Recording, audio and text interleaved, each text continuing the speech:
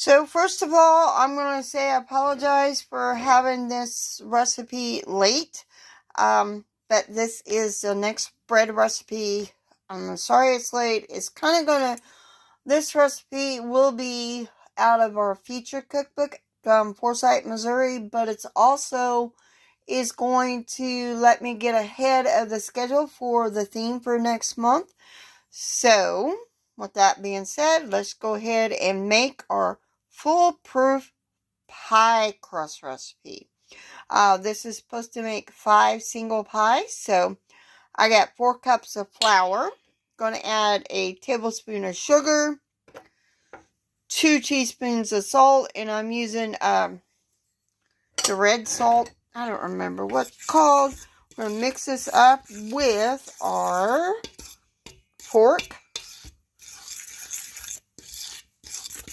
And of course you need a big bowl to do this. So I'm going to go get the next ingredient. So now we need to add 1 3/4 cup of shortening. Do not use margarine. Do not use lard. So I'm going to have to get this undone. So, and I'm going to use my pastry blender. But if you don't have one of these, you can use 2 forks if necessary. So, in a small bowl, we need to add 1 egg, 1 large egg. We need to beat together 1 large egg, half a cup of water, and a tablespoon of vinegar. So, we got to beat this all together before adding it to our flour mixture. Beat this all together like so.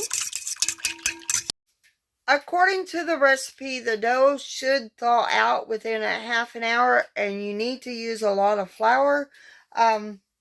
So we'll just have to wait and see come November, because I will be using those pie crusts because, that is the theme.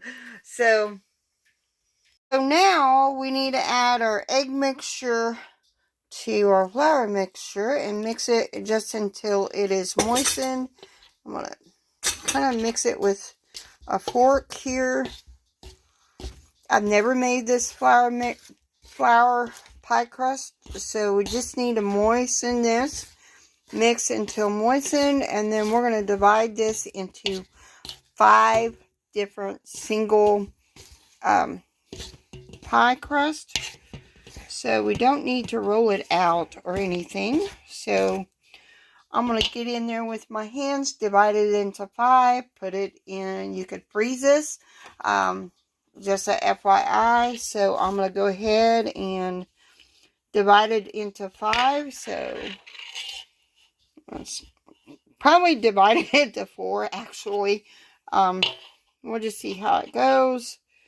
And then make it into a pie, like a round shape. Put it in saran wrap. And you can freeze it, or to be able to save it for a later day.